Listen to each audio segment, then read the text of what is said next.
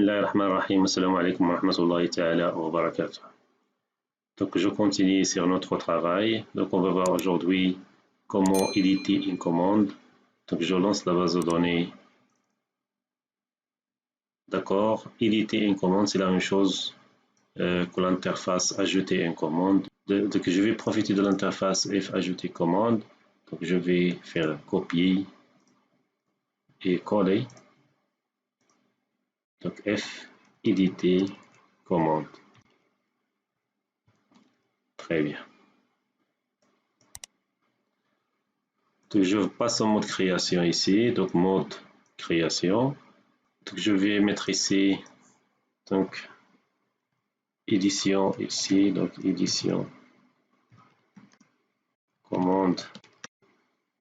Donc, numéro. Maintenant, je vais créer deux zones de texte. Donc, la première va contenir un texte ou l'ID commande et la deuxième, c'est le code commande. D'accord? Je vais mettre ici.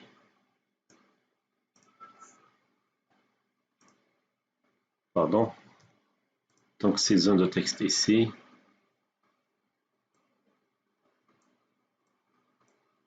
Donc, je vais mettre ici donc texte IT commande. Très bien. La deuxième.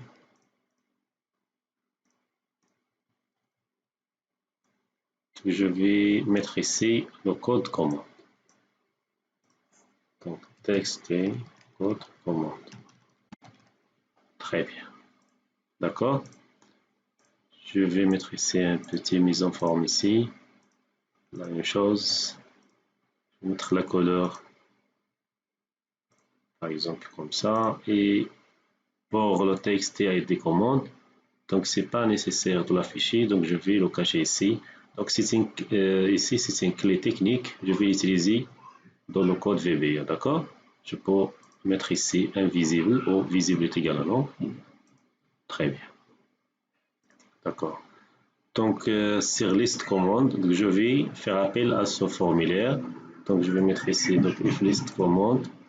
Donc, voilà. Donc, c'est l'interface if list commande. Donc, je vais activer le bouton donc, qui permet d'afficher l'interface if edit commande ou le formulaire if edit commande. Donc, je passe ici. Donc, je vais le renommer ici. Donc, if edit commande. Donc, lorsque je clique sur ce bouton, donc je passe ici événement, donc sur le clic, et je vais faire appel, voilà, donc ici je vais faire appel au formulaire FEDT de CMD, de CMD, .openform, donc c'est le nom du formulaire ici. Donc, et après lancement de ce formulaire, très bien, après lancement de ce formulaire, donc je vais modifier la valeur. Donc, je vais éditer ou je vais remplir quelques informations contenant dans FEDT commande. D'accord? Donc, je passe ici par donc, forme FEDT commande. Voilà. Et je vais alimenter texte et code commande. Donc, c'est mes points code commande. Donc, la même chose ici. Je vais mettre ici le texte et ID commande. Donc, ID commande. Donc, je vais remplir ensuite donc texte donc CJ commande. Je vais mettre ici le CJ. Donc, ensuite, on sait texte et date commande. D'accord, mes.date commande. Voilà. Et ensuite, je vais affecter le client. Donc, je vais affecter la valeur de l'ID client à la liste des clients. D'accord. Donc, texte liste client. D'accord. Point value. Donc point value est égal à donc mi.date ID client. Très bien. Voilà, donc si je clique sur le bouton btn éditer commande, donc automatiquement je vais afficher ici éditer commande avec les informations, donc le nom du client et ensuite quelques informations de base. Donc je teste. Donc si je clique ici,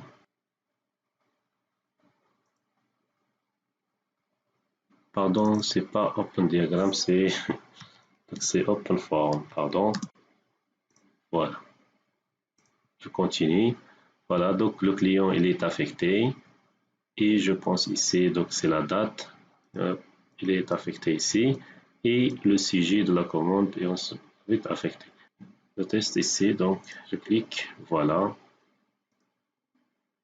et ensuite les informations concernant la commande.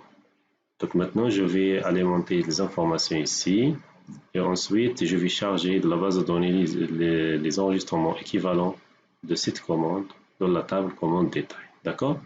Donc je passe ici sur form load, donc sur chargement, voilà. Donc je vais mettre ici, donc je vais activer txt, voilà, donc je vais activer txt critère after update pour remplir la liste des clients. Ensuite je vais mettre ici donc mi txt liste client value, pardon, value est égal à donc form liste commande. Ici vous pouvez chercher ici liste commande .id client. Très bien. Je vais faire appel à text et list after updates. C'est tout simplement pour récupérer ces informations ici dans les autres champs concernant le client. D'accord? Voilà. Je teste encore. Très bien. Voilà. Donc il est déjà rempli. Donc voilà, donc lorsque j'ai fait appel automatiquement à cet événement, donc c'est comme ça je change le nom du client, automatiquement la taille du client, automatiquement les informations se changent ici dans la partie résumé de commande ou de la partie commande. Très bien. Donc voilà, donc maintenant je vais charger de la base de données, donc déjà enregistrée, je vais charger les informations concernant le détail de cette commande. Donc je vais charger donc l'ID client, pardon, l'ID produit, la désignation, le prix unitaire, la quantité et la quantité fois prix. D'accord? Donc si je reviens ici sur la table commande détail, voilà. Donc j'ai ici quatre informations, donc l'ID commande, donc voilà, qui est affiché ici. Donc pour l'ID produit, donc il est disponible, donc il est là. La quantité demandée, le prix unitaire, l'information concernant la désignation, elle n'est pas présente donc sur la table commande détail. Je vais la chercher dans la table produit, d'accord? C'est tout simplement, je vais utiliser l'ID produit disponible ici et je vais retrouver la désignation donc de ce produit, d'accord? Donc je reviens ici, donc if éditer commande, donc je passe ici sur donc surchargement toujours et je vais mettre ici un petit commentaire, voilà, commentaire, donc chargé, donc chargé, pardon, donc charger la liste des produits, ça veut dire de la commande. Donc ça veut dire c'est commande détail. Très bien. Donc tout simplement je déclare une petite base de données, je déclare une variable qui représente notre base de données, donc dim db as database, voilà, et dim rs as record set. Très bien. Je déclare ensuite une petite variable, donc dim str, une chaîne de caractères as string, voilà. et je vais mettre ici donc set db est égal à Kyrions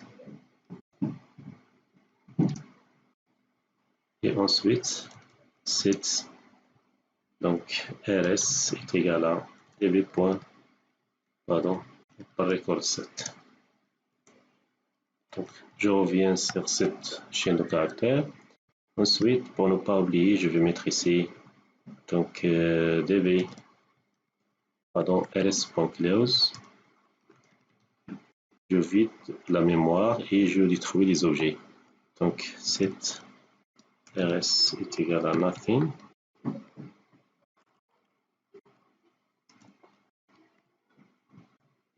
Ensuite db.close et set db est égal à nothing. Très bien. D'accord? Voilà, donc maintenant je vais écrire la requête. Donc select étoile pardon from commande détail. Donc commande détail where donc la variable ou le champ ici donc id commande est égal à la variable id commande. D'accord? Voilà. Attention, je vais déclarer ici une petite variable donc dim id commande ou id cmd as integer et je vais mettre ici id cmd est égal à la valeur de l'id commande envoyée. Donc lorsque je clique sur le bouton éditer commande, automatiquement je vais charger ici donc l'id commande. Être ici, je vais le convertir en entier pour forcer la conversion. Donc list commande f list commande pardon, et je vais mettre ici id commande.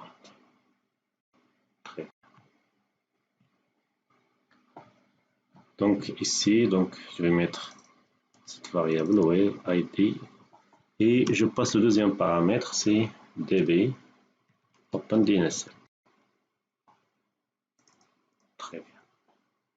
Je teste ici.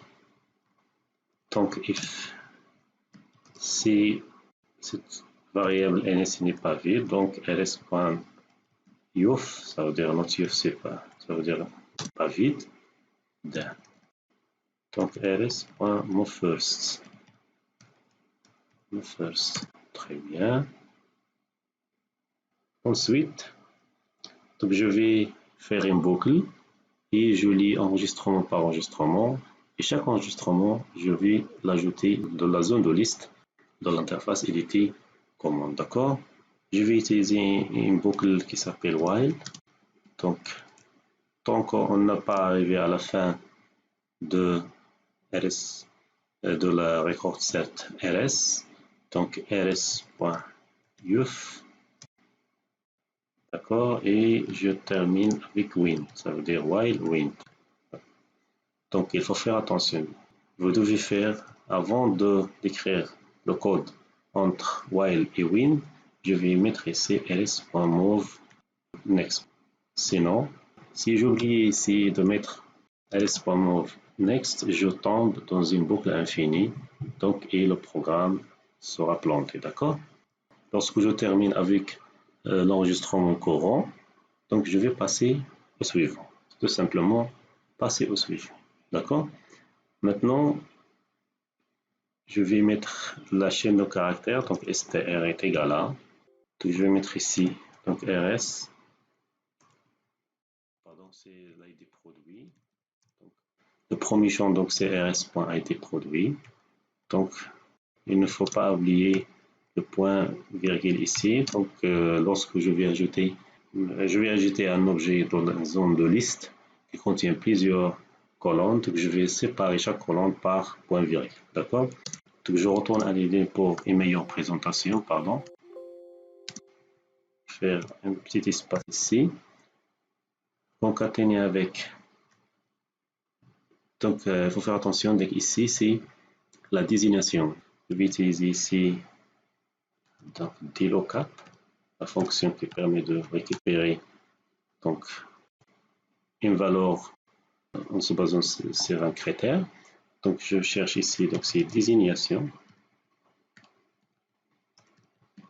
Donc dans la table produit, donc avec le critère, donc ID produit est égal à, je peux mettre ici donc RS ID produit. Très bien. Et je ferme les parenthèses. Voilà, donc il est concaténé ensuite avec point virgule, concaténé ensuite et commercial espace souligné et entrée. D'accord? Maintenant je vais mettre RS, pardon. Donc RS, donc prix unitaire. Très bien, donc concaténé avec point virgule. Et ensuite, donc RS, pardon, entité commande.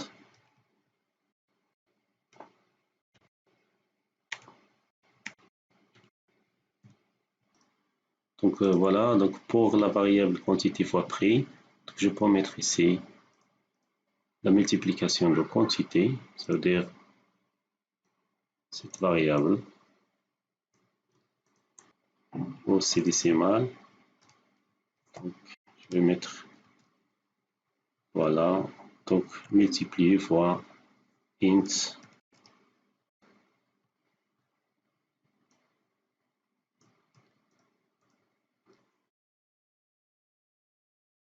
Donc ensuite, donc, je vais utiliser ici donc cette variable ici, donc c'est de la liste déroulante, oh, pardon, de la zone de liste, et je vais mettre tout simplement donc mes points, pardon, txt liste produit commandé.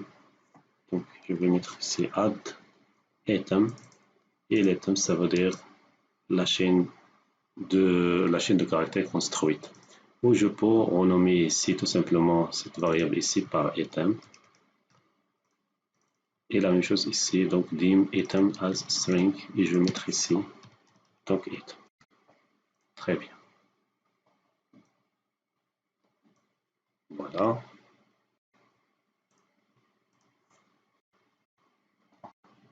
Donc ici, je construis ici la chaîne à ajouter, séparée par des points virgules, et ensuite je vais l'ajouter, tout simplement, je vais l'ajouter ici.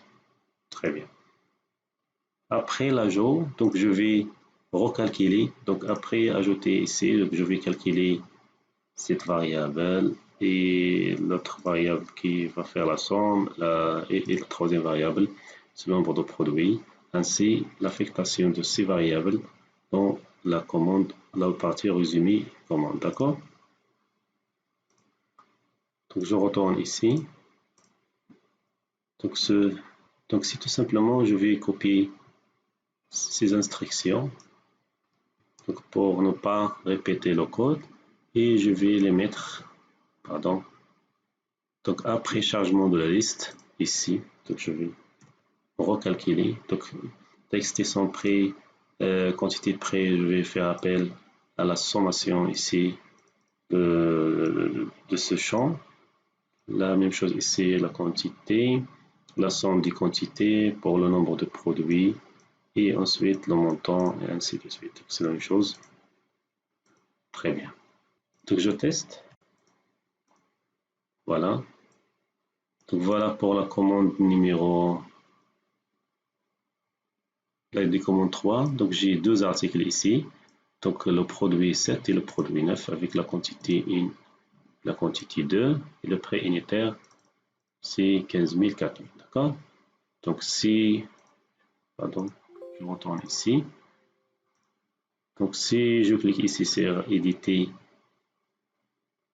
commande, voilà, donc select, pardon, donc select ici. Voilà, je continue. Donc, produit. Très bien. Voilà. Donc, il a récupéré l'ID produit. la désignation. Cette valeur est là cherchée dans la table produit. Donc le prix unitaire, la quantité et la quantité fois prix unitaire. D'accord? Si je passe ici, donc il a fait la somme ici. Pour la commande, voilà, donc il a tout fait. Très bien. Si je passe ici pour la deuxième commande, voilà, donc voilà, j'ai deux produits, le 7 et le 9, et la somme, ainsi de suite. Pardon, je vais changer ici le bouton. Donc ici, je vais mettre à jour la commande. Très bien. Donc la première chose à faire, donc pour ne pas perdre la version initiale des enregistrements, enregistrés de la table commande détail concernant cette commande. Donc au lancement de ce formulaire, donc je vais garder ou je vais sauvegarder donc la liste initiale des produits de cette commande. Donc je vais le stocker dans un objet. Donc pour créer un objet, donc je passe par module de classe, d'accord? Donc pour créer cette classe, donc je clique ici sur créer et module de classe, d'accord? Donc je vais créer une classe, donc donc je vais créer une classe qui va représenter la table comme en détail. Donc au lancement du formulaire éditer commande, donc je vais enregistrer les informations initiales de la commande dans cet objet. Donc voilà, donc je retourne ici. Donc je déclare ici les champs. Donc module de classe, ici je vais garder les mêmes noms. Donc je vais copier donc ID commande. Donc je retourne ici. Je vais mettre public. Donc ID commande as integer. D'accord. La même chose pour public. ID produit as integer. Très bien. Donc la même chose pour public quantité commande as integer, s'agissant des entiers. Et je retourne ici pour s'assurer donc prix unitaire, commande, quantité commande et prix unitaire. Voilà. Donc public.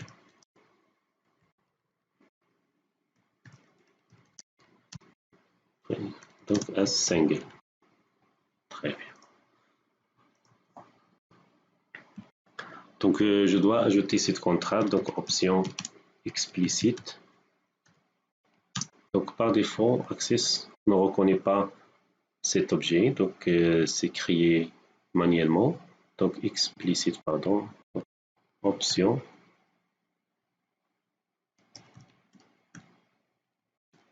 Donc explicite.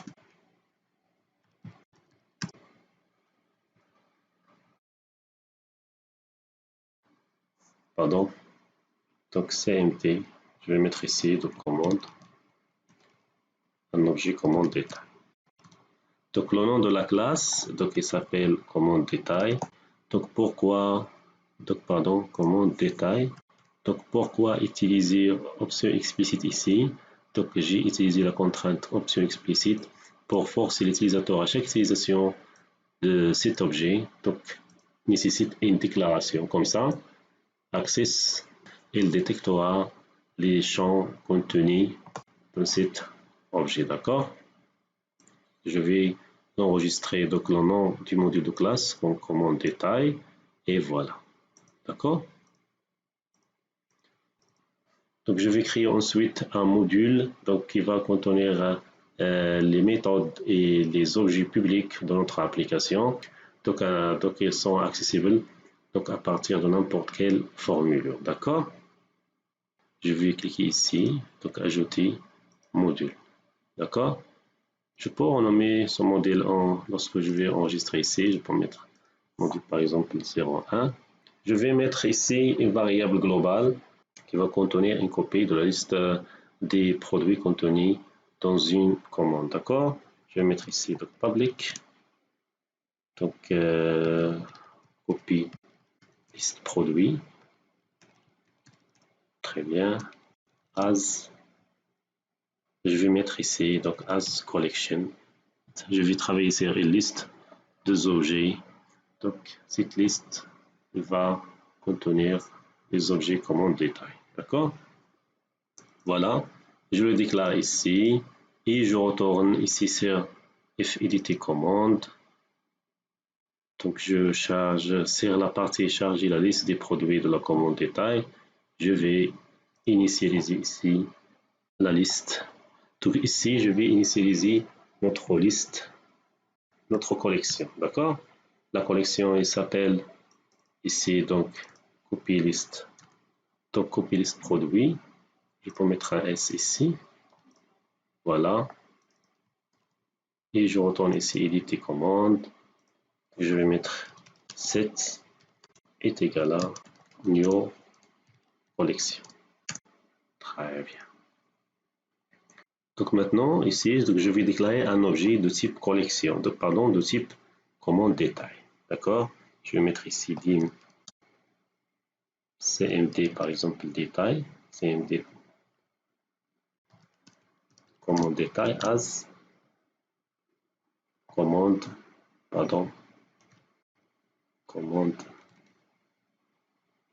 détail. Très bien. Maintenant, il est accessible, donc commande détail. Et je vais mettre initialiser ici, donc set cmd détail, cmd détail est égal à new commande détail. Très bien. Il ne faut jamais oublier à la fin set cmd détail est égal à nothing. Détruire l'objet. D'accord? Donc maintenant, je vais remplir les informations contenues de l'objet cmd détail. D'accord? Je vais mettre cmd détail. Voilà. Et lorsque je clique ici sur point access, donc identifier cet objet et il va donner la possibilité d'accéder ou de modifier les valeurs de cet objet. Donc pour l'id commande, automatiquement est égal à id cmd. Donc l'objet déclaré précédent. D'accord? cmd détail, donc point, donc id produit, id produit est égal à rs.id produit. Pro. Très bien. Le troisième champ, donc cmd détail est égal à, point préunitaire est égal à rs point préunitaire. Et le dernier, cmd point la quantité est égal à rs point quantité commande. Très bien. Et à la fin, donc je vais ajouter cet objet à notre collection. Je vais mettre ici donc copier, je vais mettre .add et je vais ajouter l'objet cmd détail. Très bien. Donc comme ça, donc avant de passer à la modification de cette ou d'éditer cette commande, je vais garder la liste initiale. Pourquoi? Donc après, je clique ici sur ici. Donc après, lorsque je clique sur le bouton mettre à jour la commande, et bien sûr, j'ai fait ici plusieurs modifications, soit l'ajout d'un nouveau enregistrement, ou soit la suppression. D'accord? Pour faire la comparaison, où sont les enregistrements à supprimer de la table commande détail, quels sont les enregistrements où je vais ajouter à commande détail. D'accord?